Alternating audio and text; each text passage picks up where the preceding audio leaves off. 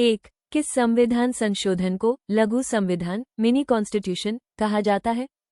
उत्तर 42वां संशोधन 1976 में हुए इस संशोधन ने संविधान के व्यापक हिस्से में बदलाव किए थे, इसलिए इसे लघु संविधान। राज्यसभा का पदेन सभापति एक्स ऑफिशियो चेयरमैन कौन होता है?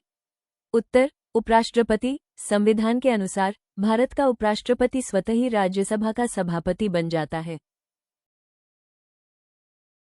संविधान के किस अनुच्छेद के तहत राष्ट्रपति को क्षमादान की शक्ति प्राप्त है? उत्तर अनुच्छेद 72। अनुच्छेद 72 राष्ट्रपति को किसी अपराधी की सजा को माफ करने या कम करने की शक्ति प्रदान करता है।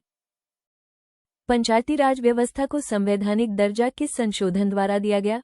उत्तर 73वां संशोधन 1992 के इस संशोधन ने संविधान में भाग I और 11वीं अनुसूची जोड़कर पंचायतों को कानूनी आधार दिया। 5. लोकसभा में अधिकतम सदस्यों की संख्या कितनी हो सकती है? उत्तर 550। एंग्लो इंडियन कोटे के हटने के बाद अब निर्वाचित सदस्यों की अधिकतम संख्या 550 निर्धारित है। 6. स्वतंत्र भारत के प्रथम कानून मंत्री कौन थे?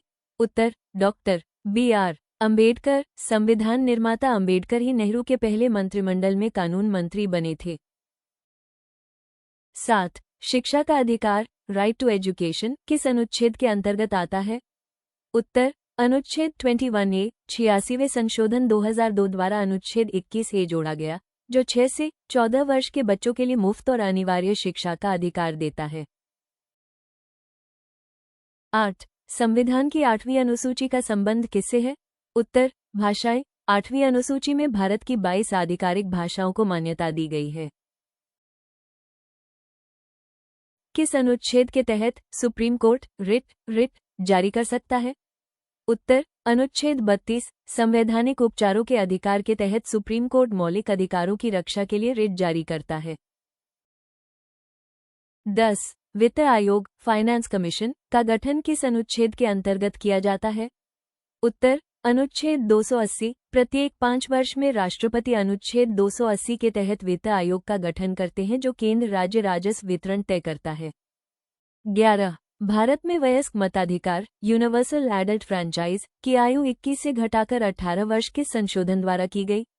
उत्तर 61वां संशोधन 1989 में 61वें संविधान संशोधन द्वारा मतदान की न्यूनतम आयु 21 से कम करके 18 वर्ष की गई। 11.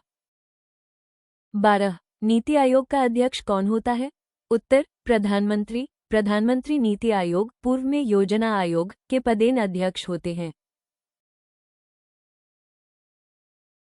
To be continued. Learn smarter, not harder.